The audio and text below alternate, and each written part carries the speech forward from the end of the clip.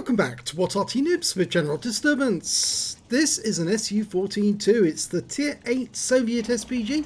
This one's located on the south spawn of Cliff, and it's under the command of Funfizzer. Now, Funfizzer hasn't sent in a replay for a while, but when he does send in some replays, it's their quality stuff, and well, this one is no exception. Well, he's driving the only, well, dark blue or pale blue SU-14-2 with our logo on the side, and he's moving off to a firing position. He's got a platoon mate in this one. He's just platooned with a Panther 88. That's the 88 version, the premium version of the Panther. Still not a very good Panther, but it's a Panther. Well, he's gone straight to counter battery, and he's looking for enemy tracer. Let's see if he can spot one. Okay, well, he's changed from that. He's now looking towards the hill, because there's nearly always somebody who will actually try and go up the hill. Yep, there's a tree going down. Somebody's nearby. But they haven't tried to go up the hill yet, and there's the tank. It's a Progetto. Well, he fires around in, and direct hit! 585 hit points. Now, that was a high roll non-penetration, because this Arty will actually do 1050, penetrating 52mm of armour. And with the standard ammo, it's got a burst radius of 10.9 meters, but Funfizzer loaded a premium round, which has got a burst radius of 12.4 meters, and that's huge, because that is approximately or close to the level of Tier 10 Arty, with very big footprints. So he's looking around for his next target, his next victim, and he's got a number. There's an Emil. He's fully dialed in, rounds out on the Emil. The Emil pulls back, but he still gets splashed for 454 hit points. Now looking towards the western pass, and well, he's gone straight to the counter battery again, but I think there's more pressing needs over here for the moment. And there's an Object 252U trying to get up onto the plateau above the western pass, and I think he wants to get that T69 or the Carnarvon. They're looking equally tempting targets. Okay, he's loaded. Now, rounds out on the Carnarvon. Direct hit again, but a non-penetrating shot for 387. And he's gone straight to counter battery mode again to see if he can spot the enemy Arty. No tracer in sight. Sometimes it helps to hit the V key like that, and you can see then very clearly that if the enemy does fire around, the tracer will show up very, very brightly against the background. So try that technique if you're doing counter battery, because you'll find it much easier. And there's the target. Yes, he's just found the Arty. I saw the tracer, showed up very brightly there, just behind that rock. And he's just killed the enemy SU-14-2, so now his team can play the game without any interruption by the enemy Arty. So he's just done his team a massive service by taking out probably one of the most devastating players on the enemy team, their Arty. Yeah, Arty players know how devastating Arty can be, because of course they're the ones who pick up the damage from the enemy. And so whenever you take out the enemy Arty, your team owes you a beer. Well, at least they should. Okay, trying to go for that Progetto again. He fires around in blind, and he kills the Progetto, and he got the Carnarvon! That was a Bombardier. He took out two tanks with one shot there. It was a blind shot, a blind Bombardier. He fired in at the Progetto, thinking he might still be there, but he actually caught the Carnarvon as well, and that shows that using premium rounds on Arty sometimes does pay off, and I think it was the fact that it was a premium round with a very big footprint, a tier 10 footprint, that killed those two tanks. So suddenly the team are now 5 tanks ahead of the enemy. And Funfizzer's platoon mate is about to engage in Udes, but we see a Chrysler just around there at that corner. He fires around in, and right on the front of the Chrysler, 552. So Mr. Foch, they're not penetrable, are they? Yes, they are, with HE. I'm afraid, sorry. Not only can they be penetrated at the front with HE, but they can be very badly penetrated at the rear. In fact, if you actually watched any particular Chrysler fighting somebody with a very big derp gun, yes, they do tend to come off rather badly. Well, we lost our platoon mate. He got taken out, that Panther 88, I'm afraid. Yes, he went down to the Western Pass. And we've just got a blind hit on an OHO at the Western Pass. There's an IS-3 sitting in that gap, but we've got a red line, which means, of course, we can't hit him at the moment. He's in a defensive position, but he is a one-shot, and our AMX M449 will probably be able to take care of him. Oh, he didn't! He killed the M449. But now we're prevailing elsewhere, and that T69 just took out the T28 prototype, but the T28 prototype, T69 got killed by the Löwe. So we're now just one tank ahead on the enemy, and well, they're indicating there's a TD in grid square A5. That would normally be the position for a TD.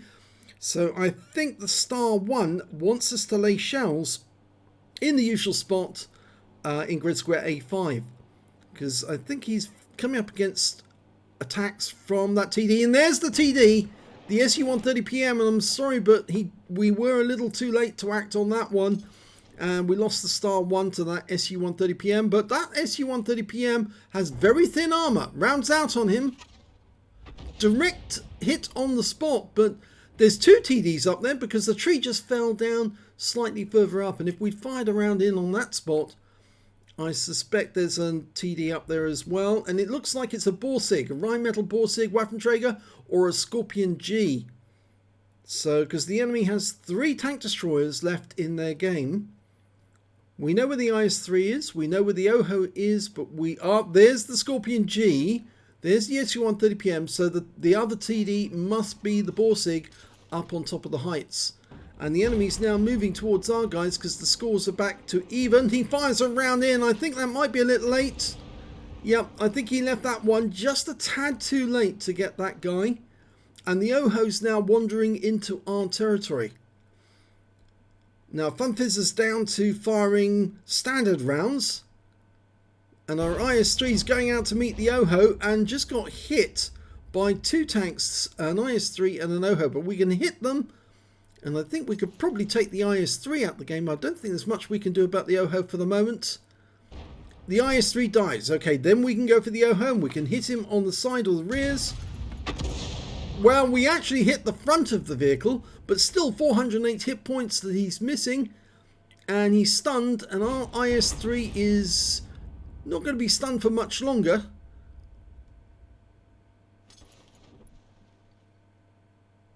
Just need to get another shot into the OHO. The IS-3 is trying to get alongside him. And yeah, they're both losing hit points. I think that was from hit points lost from a RAM. Damn, the OHO managed to get a derp into him. We're going to fire another round in, and then right into the side. And well, our teammate still got stunned, but the OHO is down to just 26 hit points now, and he gets killed by the IS-3 on our team. Now, the Scorpion G on the enemy team managed to get down into the dip.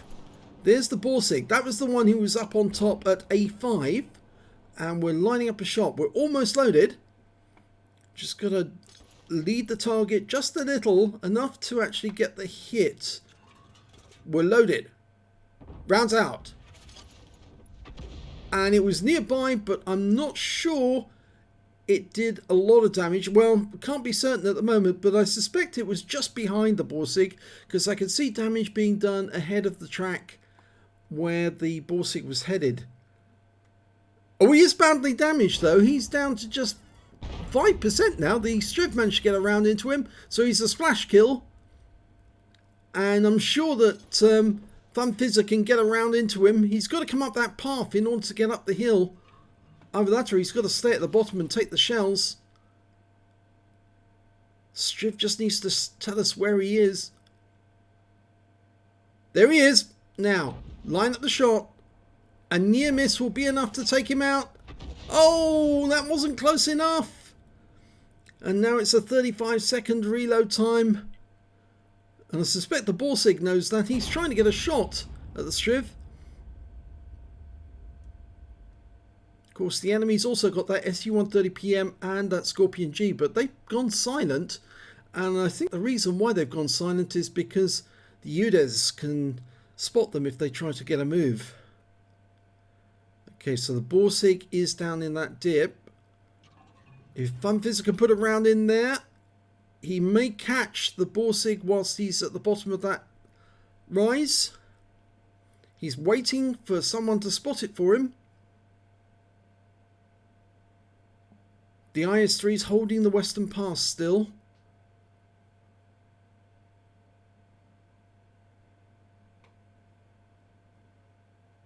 I'm very surprised that that Scorpion hasn't made a move. It may be that he's just very reluctant to move once the IS-3 killed the OHO. Now we're looking around the other side of the rock. The Striv, he's changing position. The UDES might be able to give us some sight on the enemy as well. He's in a position to, up in the TD nest. Of course, his view range only extends just about to the edge of the rock there. Just to the edge of the hill. The Striv's got a much longer view range from right up on top of the hill. He's just doing circuits at the moment, trying to work out where everyone is, and he can't see any of the enemy. Oh, he's found the Borsig, and we're suddenly dialing in on that position. The Striv's coming down to kill him, which is very brave. And now, if we can put a round in to splash him, that'll be the end of his game. Round's out. This will do the job. Yep, it did. There goes the Borsig. And that's 4 kills now for Funfizzer. So he's having a very good game. Of course, 2 of those kills with 1 shot. Now we just need to find out where that Scorpion G's gone. Somewhere at the bottom of that cliff, I think. He may be on his side or upside down. That is possibly the reason why he won't go. And the SU-14-2 has been spotted. He's right at the cliff edge, and he may be coming to rescue the Scorpion after him flipped. Lining up the shots.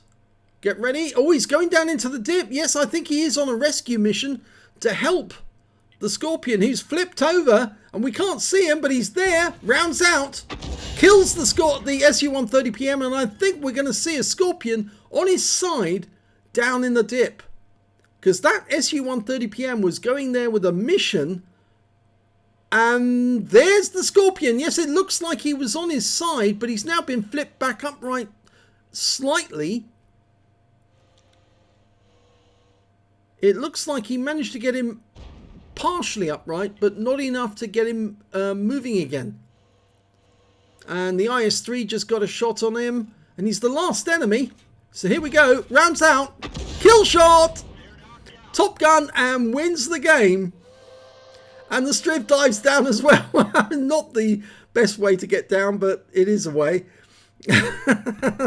Let's have a look at the end of battle stats. It's an ace tanker for Funfizzer and the SU-14-2. He managed to get a Bruiser medal for getting at least 5 critical hits. He got 20 in that one. A Gore's medal for doing more damage than 10 times that, or 8 times the hit points for his own vehicle. He got a Fadin's medal. He actually fired the last round in his magazine with that last shot. He managed to get the last kill of the last enemy, and yes, won the game. So that's a very unusual medal. I didn't see that that was his last round he was about to fire, but well done to him. He also got a Bombardier for killing 2 tanks with 1 shot, the Progetto and the Carnarvon. He also got a High Caliber for dealing the most damage in the game, and a Top Gun for getting 6 kills. And of course, the last kill was that Scorpion G. Let's have a look at the team score.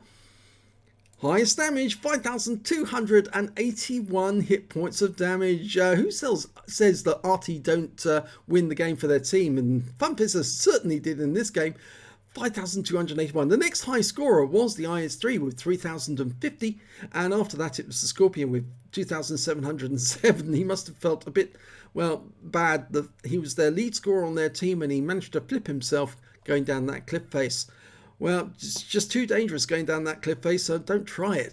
When it came to kills, it was still Funfizzer with 6 kills, 4 kills to the IS-3 and 3 kills to the enemy Scorpion. And when it came to base XP, he managed to get 1,367, 1,177 to the IS-3 and 1,005 to the AMX M449, the Liberté, or rather the plain version of the Liberté. And these are the only 3 players who managed to get over 1,000 base in that game. He fired 16 rounds, got 9 direct hits, no penetrations but 20 splash. Damage of 5,281 hit points, all of it at more than 300 meters. He damaged 9 of the enemy, that's 3/5 of the enemy team. And he killed 6 of the enemy, which is 2/5 of the enemy team. He got 26 hit points of stun assist off 11 stuns. His team weren't exactly hitting the enemies that he was stunning during that game, I'm afraid, but he was actually doing real damage for a change. And well, 41,509 credits for the game, 50,000 from personal missions payout, and after resupply of ammunition, remember he fired a lot of premium ammo in that game, but it did pay off, and 20,000 for consumables. Yes, he was using premium consumables. Took away 12,984 credits profit from a game where he fired premium ammo and had premium consumables. 1,367 XP times 2 for the first victory, 4,102 experience points altogether. So what a great game in terms of a Fadin's, a Bombardier, a high caliber, and a Gore's, and on top of that it was an ace. And the guy just comes back. He hasn't lost any of his skill at this game. He's still got it.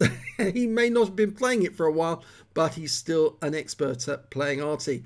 So well done, Funfizzer. If you enjoyed that replay, please give this video a like and do subscribe to our channel, please. And thank you for watching.